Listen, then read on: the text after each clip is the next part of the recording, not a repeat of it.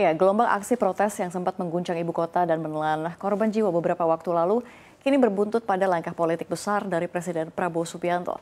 Prabowo Subianto akhirnya melakukan reshuffle Kabinet Merah Putih, sebuah keputusan yang disebut sebagai jawaban atas gejolak politik, sekaligus tekanan ekonomi pasca demonstrasi besar-besaran, dan sebanyak 4 menteri dan 1 wakil menteri resmi diganti dan dilantik. Dari Sri Mulyani hingga Budi Gunawan dicopot dari jabatannya. Dampak reshuffle langsung terasa ke pasar. IHSG sempat anjlok pada penutupan pasar Senin kemarin di tepat saat pengumuman reshuffle. Reshuffle perdana ini yang sedang lagi ramai-ramai ini sekaligus menjadi sinyal arah politik dan ekonomi pemerintahan Prabowo Subianto ke depan di tengah situasi sosial yang tengah menguji konsistensi pemerintah. Lalu seperti apa dampak dari reshuffle kabinet ini? Langsung saja kita bahas dalam reshuffle perdana Kabinet Merah Putih. Ini kalau misalnya kita lihat, Presiden Prabowo Subianto secara resmi melantik 4 jabatan menteri dan 1 wakil menteri Kabinet Merah Putih sisa masa jabatan 2024-2029. Acara pelantikan tersebut digelar di Istana Negara pada Senin kemarin.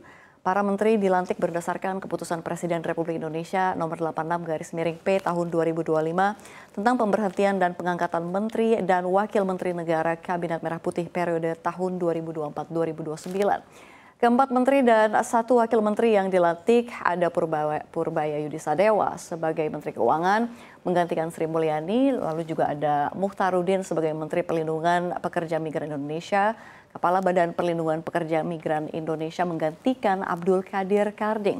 Lalu juga ada Ferry Joko Yuliantono sebagai Menteri Koperasi menggantikan Budi Aris Setiadi. Lalu ada Muhammad Irfan Yusuf dilantik sebagai Menteri Haji dan Umroh dan juga Daniel Anzar Simanjuntak yang dilantik sebagai Wakil Menteri Haji dan Umroh. Namun masih ada kursi menteri yang kosong yaitu Menko Polkam dan juga Menpora. Ini belum ada pengganti Menko Polkam Budi Gunawan dan juga Menteri Pemuda dan Olahraga Dito Aryo Tejo dalam reshuffle kemarin. Dalam kesempatan tersebut, Presiden Prabowo Subianto mengambil sumpah jabatan para menteri dan wakil menteri yang dilantik. Acara pelantikan pun diakhiri dengan pemberian ucapan selamat oleh Presiden Prabowo dan Wakil Presiden Gibran Rakabuming Raka. Untuk selanjutnya diikuti para tamu undangan lainnya.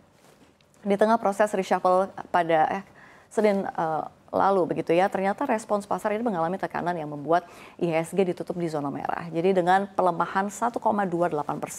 Seperti apa pergerakannya? Kita akan bahas di slide berikutnya. Ini kalau misalkan kita lihat ya, Menteri Keuangan Purbaya Yudisadewa ini mengomentari perihal anjloknya indeks harga saham gabungan atau IHSG ketika ada pergantian Menteri Keuangan yang dilakukan Presiden Prabowo Subianto. Dan ini kita sama-sama baca dari pernyataan beliau begitu ya Pak Purbaya. Ini pasar mungkin belum tahu saya, ini saya sudah lama di pasar sejak tahun 2000. Ini lebih dari 15 tahun, jadi juga saya cukup mengenal pasar dengan baik. Purbaya juga mengaku sudah mengenal lama para wakil menteri dan kalau kita lihat juga ya sudah mengenal lebih lama wakil menteri dan beberapa direktur jenderal yang ada di Kementerian Keuangan. Purbaya mengungkapkan pelemahan IHSG hari ini terjadi, maksud kami pada hari Senin lalu begitu ya, karena memang investor masih belum mengenal baik dirinya dan secara luas tertekan oleh sentimen perlambatan ekonomi dan juga sebenarnya banyak faktor eksternal lainnya begitu. Purbaya juga menegaskan akan bekerja maksimal untuk membalikan kondisi ekonomi secara luas dan pasar keuangan menjadi lebih baik dan dengan cepat juga gitu. Purbaya menyebut pelemahan IHSG saat dirinya dilantik hanya transisional karena investor ini belum kenal dirinya dan akan segera berbalik arah dalam waktu dekat gitu. Dan nggak tanggung-tanggung IHSG tuh hingga perdagangan kemarin masih berada di tren negatif begitu ya. Seperti apa pergerakannya kita lihat. Ini kalau misalkan kita lihat IHSG, pelemahan IHSG pada penutupan pasar kemarin juga sebenarnya nggak lepas dari efek reshuffle kabinet yang diumumkan Presiden Prabowo Subianto pada Senin kemarin. IHSG ditutup melemah 1,78% di level 7.628. Pergantian Sri Mulyani yang dikenal sebagai simbol teknokrat berkelas global ini dimaknai pasar sebagai pergeseran kebijakan fiskal menuju arah yang lebih politis dan juga ambisius termasuk target pertumbuhan 8%. Investor melihat peluang dari koordinasi baru namun juga menimbang-nimbang nih ketidakpastian jangka pendek akibatnya hilangnya figur jangkar stabilitas. Kapitalisasi pasar Bursa Efek Indonesia hilang 456 triliun rupiah dalam 2 hari perdagangan. Lalu net sell asing di seluruh market gitu ya di Selasa kemarin juga tembus 4,55 triliun rupiah.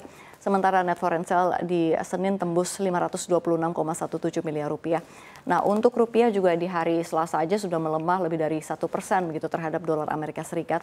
Belum lagi terkait demo yang masih terus berkelanjutan. Kalau BEM UI ini menggelar aksi juga bertajuk Rakyat Tagih Janji, ini pakai hashtag Rakyat Tagih Janji di depan gedung DPR MPR RI dengan membawa 17+8 tuntutan rakyat pada Selasa kemarin, ditambah lagi juga sentimen dari luar negeri. Akan tetapi perlu diingat, penurunan tersebut hanya disebabkan oleh sentimen sesaat, bukan karena fundamental ekonomi RI.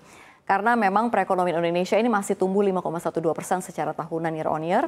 Dan pada kuartal 2 2025 di tengah dinamika global yang masih penuh ketidakpastian. Lalu seperti apa ya sosok dari menteri dan wakil menteri baru dari Kabinet Merah Putih ini? Kita akan bahas di slide berikutnya. Ini kalau kita lihat Prabowo resmi melantik Menteri Haji dan Umroh Muhammad Irfan ini atau Gus Iran begitu ya. Irfan juga dikenal luas sebagai tokoh ulama dan pengasuh pondok pesantren di Jombang, Jawa Timur. Ini berusia 62 tahun, lahir dan besar di Jombang, putra dari KH Yusuf Hashimah sekaligus cucu dari pendiri Nahdlatul Ulama KH Hashim Asy'ari. Ini karir Irfan juga banyak dihabiskan di pesantren sejak muda. Namun pengalaman itu membuatnya beberapa kali sempat menduduki jabatan strategis. Salah satunya ini Komisaris Utama PT BPR Tebu Ireng pada periode 1996 dan 2016 begitu ya. Namanya muncul pada Pilpres 2019 sebagai salah satu juru bicara Prabowo Subianto dan Sandiaga Uno. Saat itu Prabowo terpilih di Pilpres 2024. Irfan masuk atau termasuk salah satu orang yang diundang ke kediaman Prabowo Subianto di Hambalang saat perumusan kabinet. Irfan kemudian diberi mandat strategis sebagai Kepala Badan Penyelenggara Haji dan Umroh di pemerintahan Prabowo Gibran. Prabowo juga mempercayakan kursi Wakil Menteri Haji kepada Dhanil Anzar Simanjuntak. Ini kalau kita lihat ya.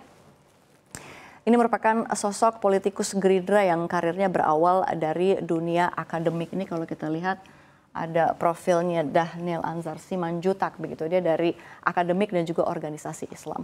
Dhanil ini lahir di desa Salahaji, Langkat, Sumatera Utara pada 10 April 1982. Dhanil ini menempuh studi sarjana di bidang ilmu akuntansi publik di Institut Teknologi dan Bisnis Ahmad Dahlan. Jadi minatnya pada isu-isu kebijakan publik membawanya melanjutkan pendidikan ke Magister Perencanaan dan Kebijakan Publik di Fakultas Ekonomi Universitas Indonesia dengan fokus pada desentralisasi keuangan pusat dan daerah. Dhanil juga aktif mengajar sebagai dosen di Universitas Muhammadiyah Tangerang. Pada 2014, Dhanil ini mencatat tonggak penting dengan terpilihnya sebagai Ketua Umum PP Pemuda Muhammadiyah melalui Muktamar 16 di Padang. Nah, kemenangan ini mengantarkannya menjadi figur muda Muhammadiyah yang berpengaruh. Jadi tak lama berselang, Dhanil juga dipercaya sebagai Presiden Religion for Peace Asia and Pacific Youth Interfaith Network. Ini memperluas kiprahnya pada isu perdamaian lintas agama di level internasional. Momentum besar karir politiknya hadir pada pemilu Presiden 2019 ketika ditunjuk sebagai koordinator juru bicara Badan Pemenangan Nasional Prabowo Sandi. Keputusan itu membuatnya meninggalkan dunia akademik yang sudah lama ia tekuni. Setelah itu bergabung dengan Partai Gerindra dan menjadi salah satu juru bicara resmi Prabowo Subianto. Ketika Prabowo dipercaya sebagai Menteri Pertahanan, Dhanil ikut masuk di lingkaran kabinet dengan jabatan staf khusus Menteri Pertahanan. Kini Dhanil kembali mendapat mandat strategis di pemerintahan sebagai Wakil Menteri Haji mendampingi Gus Irfan dalam membangun kementerian baru yang mengurus penyelenggaraan ibadah haji dan umroh. Lalu ada Ferry Juliantono, ini kita lihat Pak Ferry ini sebagai Menteri Koperasi menggantikan Budi Aris Setiadi sebelumnya menduduki kursi Menkop. Ini Ferry juga sudah lebih dahulu berkecimpung di kementerian yang sama sebagai Wakil Menteri Koperasi sejak Oktober 2024 mendampingi Budi Ari dalam mengawal agenda penguatan koperasi di era pemerintahan Presiden Prabowo Subianto. Politikus Partai Gerindra ini juga menjabat sebagai Wakil Ketua Umum DPP Partai Gerindra bidang penggalangan masa periode 2020-2025. Di luar politik, Ferry ini dikenal sebagai aktif membangun gerakan ekonomi kerakyatan. Ferry juga menjabat Ketua Umum Pimpinan Pusat Dewan Tani Indonesia, Wakil Direktur Pelaksana Induk Koperasi Tani Nelayan, dan Wakil Ketua Umum Dewan Koperasi Indonesia. Lalu kita lihat ada Mensesnek Prasetyo Hadi yang menyebut Presiden untuk sementara ini belum menunjuk secara definitif Menko Polhukam yang baru. Ini kalau kita lihat ya, kalau kita belum memilih gitu. Kalau misalkan kita lihat akan menugaskan siapa untuk menunjuk Menko Polhukam ad interim. Tapi kalau misalkan kita lihat sementara terkait Menpora yang baru juga Prasetyo menyebut tidak dilantik karena posisinya lagi di luar kota. Di tengah pergantian Menteri Keuangan dan juga Menteri Koperasi, ada komentar dari kalangan pengusaha. Seperti apa komentarnya? Kita lihat dari Sekjen HIPMI. Jadi kalau misalkan kita lihat dari kalangan pengusaha, langkah Presiden Prabowo ini disambut positif. Sekretaris Jenderal Himpunan Pengusaha Muda Indonesia atau HIPMI, Angga Wira menilai reshuffle kali ini memperkuat jajaran kabinet khususnya dalam menghadapi tantangan ekonomi yang semakin kompleks. Angga Wira juga memberikan penghargaan kepada Sri Mulyani atas pengabdian panjangnya. Sementara itu juga Angga Wira menyambut baik penunjukan Purbaya Yudisadewa sebagai Menteri Keuangan yang baru. Selain soal Menteri Keuangan, Angga Wira juga menyinggung ya pengangkatan Ferry Juliantono sebagai Menteri Koperasi menggantikan Budi Ari. Ini kalau kita lihat, kita baca sama-sama, ini kata Angga Wira. Jadi dengan pengalaman beliau di LPS begitu ya dan kebijakan keuangan, kami optimis akan ada kesinambungan fiskal dan ruang inovasi baru untuk pembiayaan dan iklim investasi yang lebih kondusif. Jadi selamat juga untuk Bapak Ferry yang dipercaya memimpin Kementerian Koperasi. Jadi dengan rekam jejak panjang sebagai aktivis dan pengusaha, kami yakin beliau mampu mempercepat agenda strategis pemerataan ekonomi nasional. Angga Wira juga menekankan pelaku usaha khususnya pengusaha muda di HIPMI menaruh harapan besar pada kabinet baru ini. Dan di tengah pergantian menteri-menteri ini ada beberapa juga komentar netizen juga nih yang ramai di akun X hingga menjadi trending topik. Seperti apa komentar-komentarnya? Ini ada banyak sekali ya komentar-komentarnya. Kalau misalkan kita lihat terkait isu reshuffle, bukan isu reshuffle, ini sudah terjadi kemarin. Ini kalau misalkan kata salah satu dari netizen, kalau reshuffle gini perlu foto ulang nggak ya gitu. Terus ada juga dari Yeyeren ini, kaget tiba-tiba reshuffle, anjir mana Bu Sri kena reshuffle juga gitu. Ini banyak ya, mix banget nih komentar-komentarnya. Terus kalau misalkan kita lihat ada gambar yang seperti panggilan suara dari Pak Prabowo begitu ya. Angkat nggak nih lagi reshuffle gitu. Terus kalau misalkan kita lihat ada juga nih dari netizen gitu ya. Gitu dong Pak Prabowo gitu ya. Reshuffle gak usah nunggu genap 1 tahun berkuasa. Tunjukkan taring kemandirian, nggak bisa didikte siapapun. Nah ini ada juga banyak lagi nih. Mundurin diri sendiri Ibu Sri Mulyani, dia cuma ditolak mulu 2 kali gitu ya. Mungkin biar pasar saham nggak anjlok banget, jadi buat narasi reshuffle. Ya memang ada banyak sekali komentar-komentar. Tapi terkait pergantian ini, pergantian menteri bukan hal baru sebenarnya dalam pemerintahan. Namun reshuffle perdana di era Prabowo kali ini punya bobot politik dan ekonomi yang tak bisa dianggap sepele. 4 menteri dan 1 wakil menteri baru diharapkan bukan hanya datang untuk mengisi posisi, tapi langsung bergerak cepat ya untuk menjawab tantangan pemulihan ekonomi, stabilitas politik, dan pelayanan publik yang semakin kompleks.